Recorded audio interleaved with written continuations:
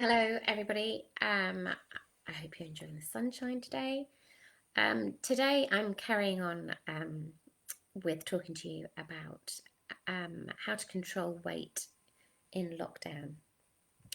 And today's kind of the first of a number of days that I'm going to be talking about this subject. And I wanted to start by explaining the importance of blood sugar balance. So, blood sugar balance is key to maintaining the right weight for you. And it might not mean anything to you, hopefully, it does. Most of us can feel when our blood sugars are low. So, we might feel a bit jittery, we may overreact to stress, we might feel tired, and it's certainly when we get cravings when our blood sugars are low.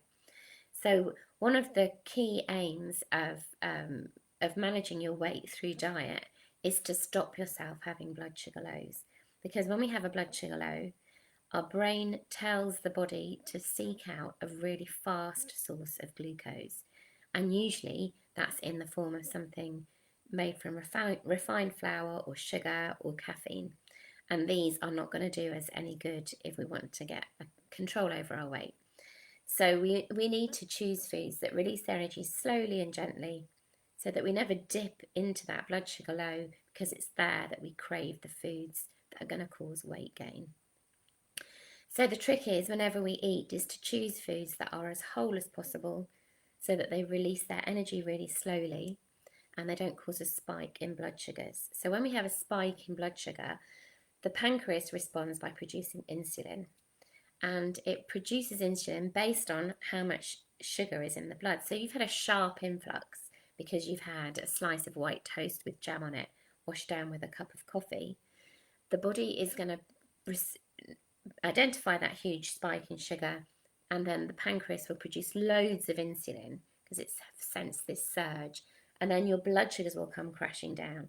So a couple of hours later, you'll be feeling a bit jittery and you'll reach for a cup of coffee or a cup of tea, and if someone is mean enough to leave a packet of biscuits there, you'll find yourself unable to resist them because your blood sugars are low and your brain wants to get that glucose back up again so it can start to function well.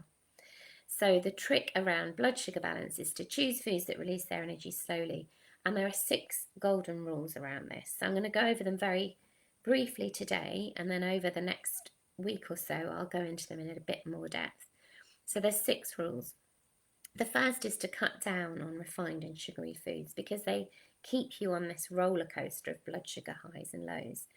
But remember, sugar's very addictive, so you need to do that in a very controlled way, and make sure that the rest of your diet is compensating for that. So cut down on sugary and refined foods is rule number 1. Rule number 2 is eat more whole grains, because anything that's got a lot of fibre in it is going to be digested much more slowly than something that doesn't. And then the energy release in terms of the sugar in the blood is going to be much more gentle if you had, say, a slice of rye bread versus a slice of white shop bought bread. So choose whole grains is rule number 2. Rule number 3 is make sure there's plenty of essential fats in your diet. So essential fats are good fats that encourage your cell membranes to be really fluid so that they respond well to insulin signaling. So we find good fats in things like oily fish and nuts and seeds. So every day there should be good fats in your diet. In fact, every meal should contain some good fat.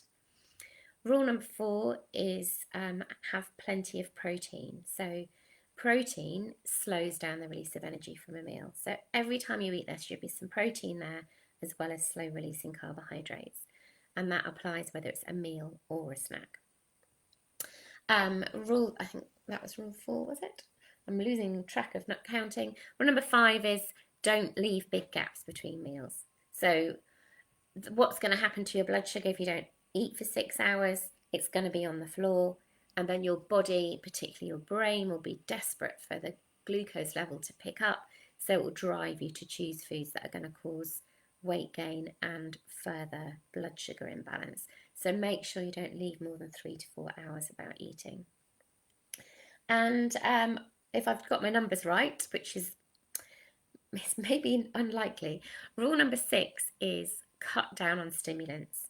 So stimulants like caffeine, sugar, chocolate cause this, again, a spike in blood sugars and then a crash. So they cause a stress response in the body. And one of the things that the body does in response to stress is to dump sugar into the bloodstream. That creates a spike followed by a crash.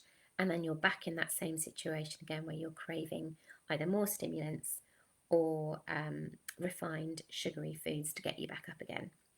So hopefully that makes sense. So think about your own blood sugar balance and whether you're aware of it, when you know that you're in a dip, what you've eaten before that created that, and start to think about how you could manage that better. And then over the next few days, I'll go into those rules in a bit more depth. So thanks for listening, and I'll see you again tomorrow. Thanks, bye.